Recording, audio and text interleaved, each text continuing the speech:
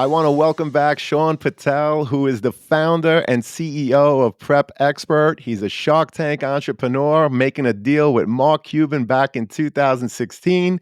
And he's also a board certified dermatologist who received a perfect score on his SAT. Sean, welcome back. How you doing today?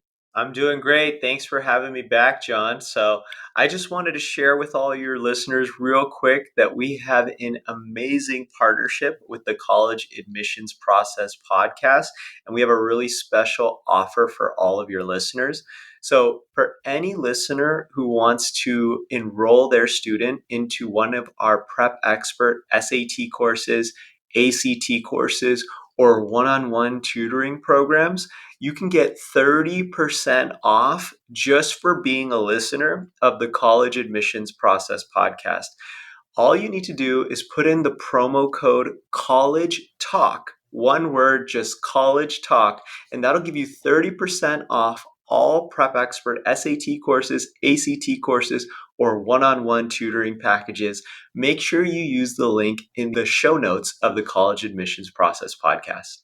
Thank you, Sean. We really appreciate it. To our listeners, as an affiliate partner with Prep Expert, I want to be transparent with you that for every purchase made using our coupon code, which is College Talk, the College Admissions Process podcast will receive a small commission from Prep Expert. But rest assured that we only promote programs that we believe in and feel would benefit our listeners. So whether you're preparing for the SAT, ACT, or need a one-on-one tutor, Prep Expert has the tools and expertise to help you. For more information, please see the Prep Expert affiliate partnership link in the show notes. And now, let's get back to the show.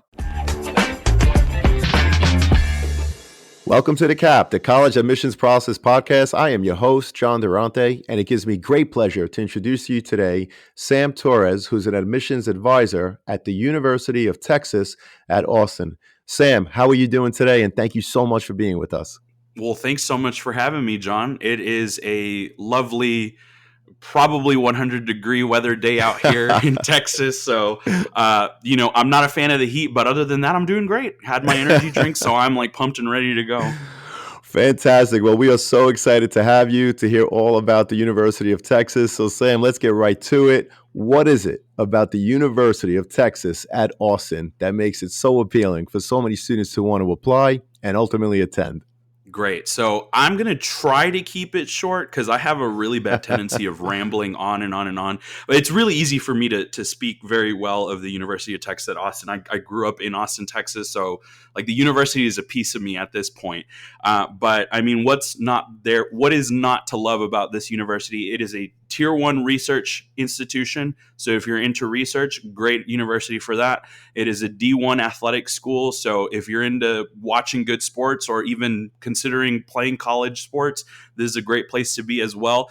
But also, we have great academics, right? So we've got 13 different colleges and schools that students can be a part of with 170 plus different fields of study to choose from, right? So we've got a little bit of everything. Now, a lot of times students will often ask me about our Macomb School of Business, our Cockrell School of Engineering. Those are probably the most popular programs that I get asked about, but everything across the board is a fantastic program. Our College of Liberal Arts is fantastic, has many, many programs to choose from English, government, human dimensions of organizations, so on and so forth. Our College of Natural Sciences obviously is very popular for students who want to go into computer science or who want to go into the medical field. I always love to talk about our Moody College of Communication as well, which is home to our #1 journalism program, our radio, television, and film program, which, fun fact, Matthew McConaughey, don't know if you've ever heard that name, but of course he's Absolutely. a Texas X. Yeah, he's Absolutely. a Texas X actor and a visiting professor within the radio, television, and film program. So radio, television, and film students do have an opportunity to potentially be a part of his class, his script-to-screen class. So that's fantastic, right? So again, journalism, radio, television, and film. It doesn't end there, and I can go on and on about all the different programs that we have. But Texas is just very, very highly sought out after, not just here in Texas, but all across the United States. Everybody recognizes that we are a great university, not just in sports, but in academics as well. in Austin, Texas, right? That's a really, really big thing as well. And I guess I have a little bit of bias that since I grew up in Austin, that is my home city. But Austin, Texas is very quickly growing. And I think people are starting to realize the potential in this city. And so, I mean, if you're a freshman or a rising senior that is about to apply to be a freshman, you attend the University of Texas at Austin, in 4 years, there's going to be thousands and thousands more jobs, and Austin's going to look way different than it did those 4 years ago when you first attended the university. I can speak from experience as somebody that grew up in Austin. The city looks way different than it was whenever I was a kid. So if you want to be a part of that, culture in Austin, this is also a fantastic place to be for that as well. Well, I really appreciate that overview of things that you offer on campus and beyond. In fact, I read a statistic recently, Sam, that said that 96% of the freshman class actually returned, which truly is an astonishing number and a testament to the great work that you and your colleagues do in admissions to, number one, get the right students for the University of Texas at Austin, but also all of the programming that you offer on campus to keep them happy beyond just the freshman year. So again, 96% of the students returned, which leads me to my next question, Sam. How many applications do you review a year, and do you represent a specific region? Yeah, so we get roughly about 60,000 applications a year. Wow. It's a very popular university, so that's definitely to no surprise, I'm sure. And I do specifically represent a specific region.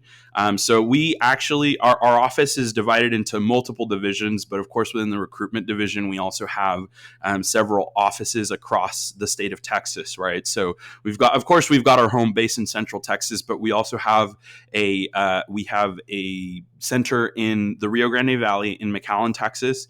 We've got one in Dallas, and we have one in Houston. And along with those centers, we have regional admissions counselors. So we've got an admissions counselor out in El Paso. We've got one out in East Texas, in Corpus Christi. I'm probably missing a few, but we've got them everywhere. And of course, as for me, I'm actually located in San Antonio, Texas. So I'm one of 3 admissions counselors down here in San Antonio. We don't have a center yet, but I primarily serve the students in East San Antonio. Now, does that mean I only read applications from East San Antonio? No, not necessarily. We do try to actually send our applications or divvy up our applications when we read them to the specific centers, because the admissions counselors in those centers and in those locations understand the needs and the situations of the students the best, right? So that's why we try to do our best to make sure that those applications go to people who actually know how their regions operate, right? So I will read applications from all of San Antonio. I also do, since I'm a part of the Central Texas team, technically I also get applications from Austin as well. But I mean, I'm very familiar with that area as well. Growing up there, I totally understand the needs and situations out there as well. But basically, everybody in the Office of Admissions has a role to play when it comes to reading applications, because, like I mentioned, 60,000 applications. In order for us to get through all that, it kind of has to be an all hands on deck situation with our office. I could only imagine 60,000 applications. That's truly astonishing. And I was curious, Sam, do you use the student's high school GPA as indicated on their transcript, or do you recalculate using your own metrics? We do, yeah. We use the GPA that is already on the high school transcript because we know that every single school operates differently, and that kind of plays into a little bit of. I'll probably talk about it a little bit later as well, but we do a holistic review process. So since we know that every school does it differently, we just take a look. Our counselors are trained to know, or not just our counselors, but all of our readers are trained to know how each GPA works and what they all mean. So we just read whatever's on the transcript, and we know what that means in terms of the student's academic readiness, if you will. Understood, Sam. And what are the different ways a student could apply to the University of Texas at Austin? And is there a benefit to applying one way over the other? Awesome. Yeah. So first of all, I do want to mention that, and I think this is super important because this is different from other years. So we're now on the Common application. That was not something that we did before. We were on the Common app and we're on Apply Texas. We only have 2 methods of applying per se. In other words, we call them deadlines. It's just deadlines, right? So we've got our November 1st deadline and we have our December 1st deadline. The November 1st deadline is known as a priority deadline. And so All this does is it gives the student an opportunity to receive their admission decision a month earlier. However, it's not early action or early decision or anything like that. That means that it's not binding. So the student doesn't have to commit to UT Austin if they're admitted and they applied before November 1st. And the student doesn't get an advantage in the review process either. It just simply means that they'll receive their admission decision a month earlier, no later than February 1st, because then everybody else will get their admission decisions no later than March 1st. But in terms of like an advantage in the review process, it doesn't really give them an advantage. There's really no benefit. I always try to recommend students to aim for the November 1st deadline, not because it gives them an advantage, but because if they're able to finish earlier, I think it's going to relieve them of some stress, because I obviously I'm a procrastinator. We know that students will sometimes, be like, oh, I'll just, put it off until December 1st. If you're aiming for that November 1st deadline, you have more of a chance to be closer to being done. And if for whatever reason, something just went missing, a transcript never made it to us, and you missed the November 1st deadline, you still have another month until December 1st to do that. So that's really the only benefit to it, that and of course receiving your admission decision a month earlier. UT Austin doesn't do rolling admissions either, so there's no benefit to you applying August 1st when our application opens up versus you applying on November 30th right before our final deadline. Well, those are great pieces of advice. Thank you, Sam. And I know that the University of Texas at Austin is test optional, like many other schools around the country. Sam, can you share the percentage of students that apply and are ultimately admitted that did not submit their test scores? Many students and their parents believe test optional is actually a myth. Right. So any insight that you could provide would be greatly appreciated. Yeah, so I definitely think it's on a very case-by-case basis, and unfortunately, I don't have the exact statistics in terms of how many students were admitted versus not admitted when it comes to submission of test scores. I can only speak on personal anecdotes with the students that I've talked to, right? So obviously, many people know that the language we use is that we suspended the test score requirement, so it's still absolutely, you're able to do so, but it's not required for you to finish your application. And I had many of students who chose not to do it. I had a student from Pleasanton High School that let me know. It was actually a handful of students. It wasn't just one, but it was a bunch of them that let me know I actually didn't submit my test scores and I got the major that I wanted and I got into UT Austin. So it's definitely not a myth. Because another thing, again, just going back to that holistic review process thing that I mentioned earlier, we don't base our decisions on just one factor in the application, right? Yes, academics are important, and how well our students are prepared for that rigor at UT Austin is important, but there's a number of different other factors that can define a student, right? So we're absolutely reading their essays. We're looking at the extracurricular activities that they're involved in, their volunteer work, their employment, and things like that. So all these different things are taken into consideration. And so the test score is just one piece of it, right? That's not going to be the make it or break it for them. And we understand that some students just don't test well, right? Like that's just something that, it's not their forte. They do much better in a classroom and in projects or in discussion boards or whatever it may be. So we can't just make our decisions on the tests, right? So I just to kind of try to dispel rumors and maybe hopefully put some parents at ease, know that test optional, at least for UT Austin, is definitely not necessarily a myth. What's up, podcast friends? I'm happy to share that we've teamed up with Dormco to make your dorm decorating a lot easier. Why Dormco? They offer quality and durability, affordability, and a wide selection for bedding to storage solutions and everything in between for your dorm room. So if you or anyone you know is looking to decorate your dorm, see the affiliate partnership link in the show notes for Dormco, your one-stop for stylish, affordable, and quality dorm essentials. Please note that if you make a purchase through any of our affiliate links, the podcast gets a commission, but rest assured that we would only promote products that we believe in and feel would benefit our listeners. Thank you all, and best wishes. How important are students' courses in progress and grades in their senior year? And Sam, what are you looking for when you review these items?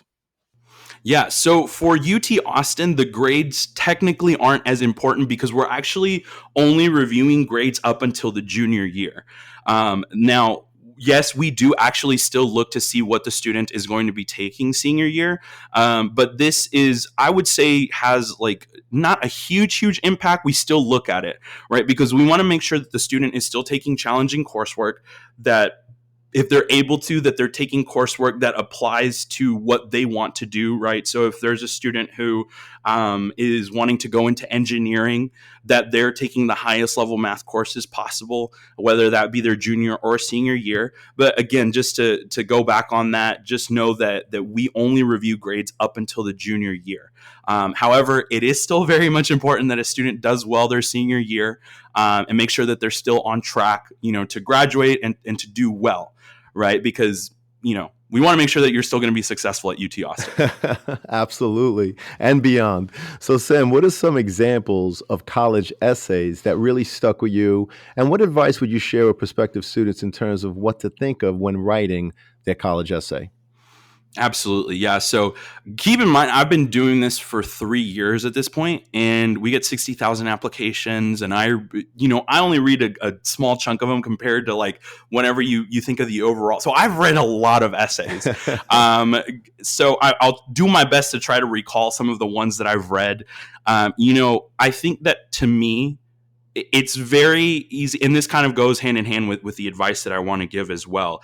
To me, it's very easy to tell when a student's essay is genuinely them, right? Because this is one of the big pieces of advice that I always tell students whenever they're kind of stressing out about their essays, is that your friend, if for whatever reason you dropped your essay, you had a physical copy of your essay, you dropped it in the hallway, but you didn't put your name on it.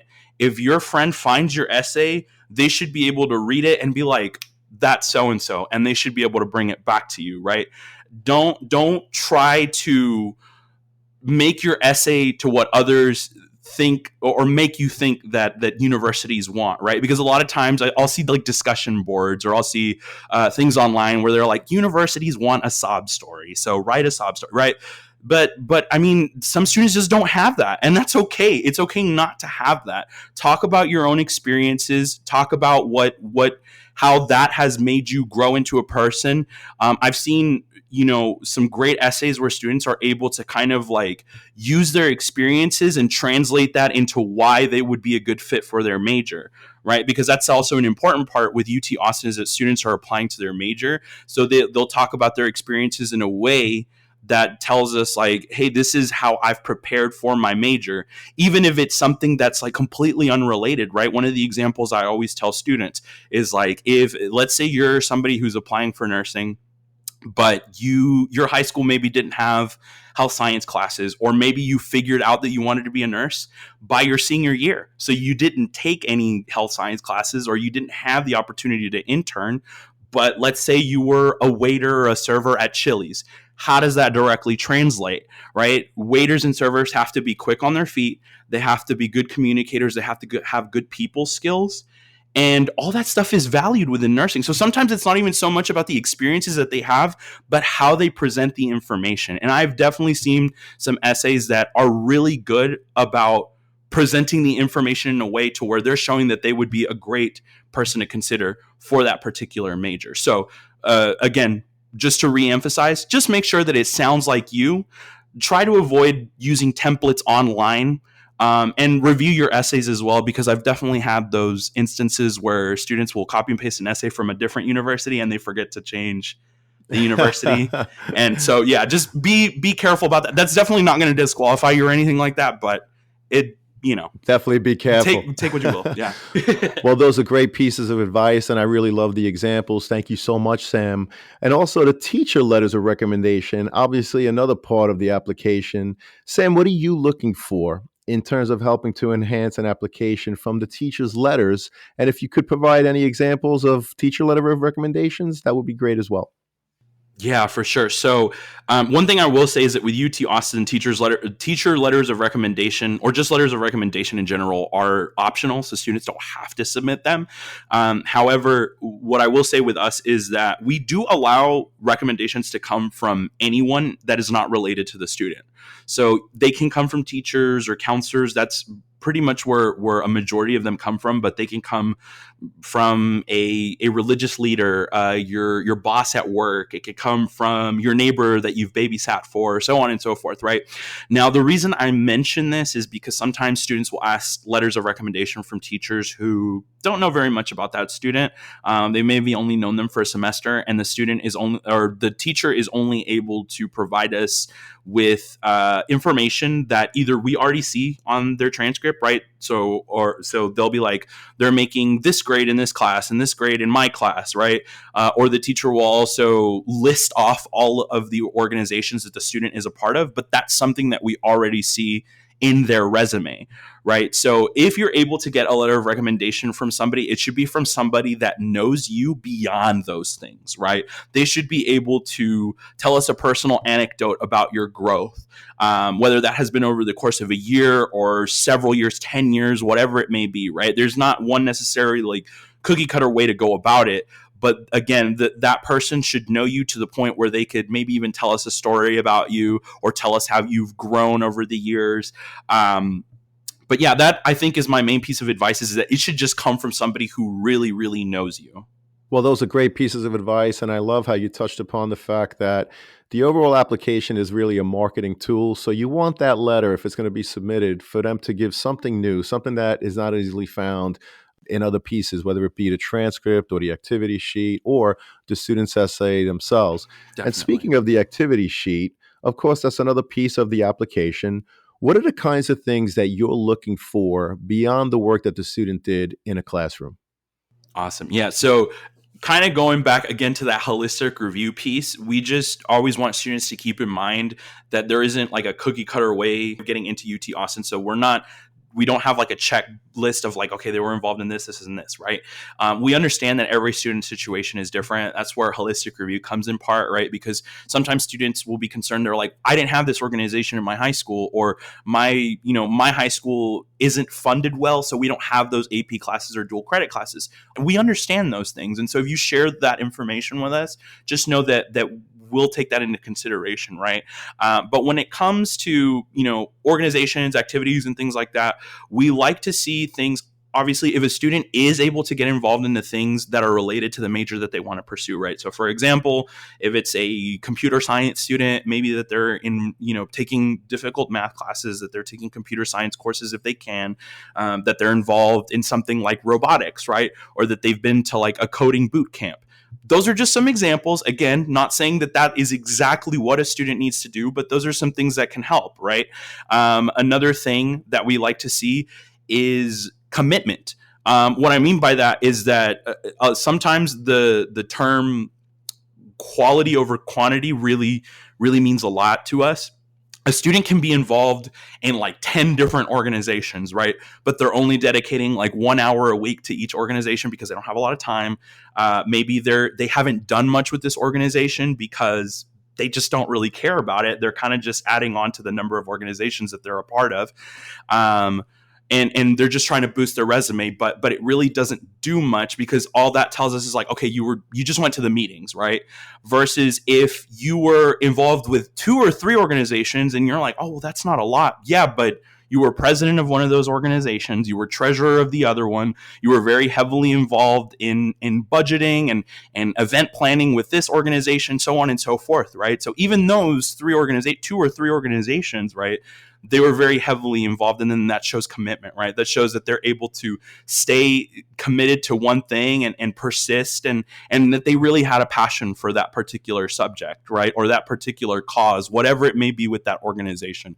So we do really like to see those things. But again, just going back to that whole holistic review thing, just keep in mind that if you don't have access to certain things, that's okay, but you still have to try to take advantage of what you do have access to. Well, that's great insight and great overall advice. We really appreciate it, Sam. And in conclusion, what are the top 3 pieces of advice you would give a student and their parents who are getting ready for the college admissions process? Great. So this is a tough one, because again, this is one of those where I'll ramble on. But if I had to keep it down to 3, number 1, going back to that essay thing, be yourself, put your best foot forward, right? but be yourself. Don't try to be somebody else. Don't compare your journey to another person's journey. Number two, brag about yourself. This is the one time where being not selfless, but humble is not going to help you very much, right? So make sure that you're really talking about your achievements. You're including everything in your resumes, in your essays. To lay it all out on the table, right? Because if you don't include it in your resume, then we're not able to acknowledge it and see that you accomplished such a fantastic thing. And number three, don't let the process intimidate you into not doing it, right? So, and this can be a number of different things, because students will sometimes be like, I'm not good enough for this university, or I can't afford this university, so on and so forth, right? First of all, apply, because the answer is no if you don't apply, right? If you don't try, you have to at least try, see if you can get in, right? Now, then moving forward, affordability, right? You don't know what your financial aid package is going to be whenever we release those. It could be that you get the funding that you need, or then again, you have opportunities to apply to things outside of, UT Austin scholarship opportunities. So don't let the fear of failure deter you from attempting to pursue your dreams. So those are my 3 pieces of advice. Well, those are tremendous pieces of advice and great insight. Sam, I am so thankful that you were here with us today, and I'm so happy because I know it's going to help so many students and their parents through this process. We really appreciate your time today, and I hope to have you back again soon. Awesome. It was a pleasure. Thanks so much for having me, John. It was an honor and a pleasure. Thank you so much, Sam.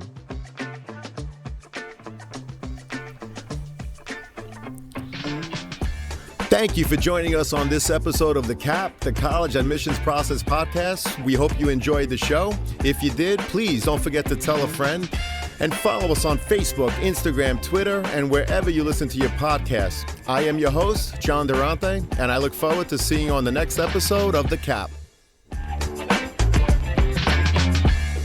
What's up, podcast friends? I'm happy to announce that we've teamed up with some fantastic affiliate partners to further enhance your overall college journey. So do you or someone you know needs stylish dorm decor, trendy college apparel, or top-notch test prep? Whether it's creating a cozy home away from home, flaunting the latest in college apparel, or securing top-notch test prep help, we've got you covered. Check out our affiliate links in the show notes within each of these categories, which we believe will help you, our listeners. Please note that if you make a purchase through any of our affiliate links, the podcast does get a small commission. But rest assured that we would only promote products that we believe in and feel would benefit you, our listeners. So check out the links in the show notes and share with anyone you think may benefit. Thank you all, and best wishes.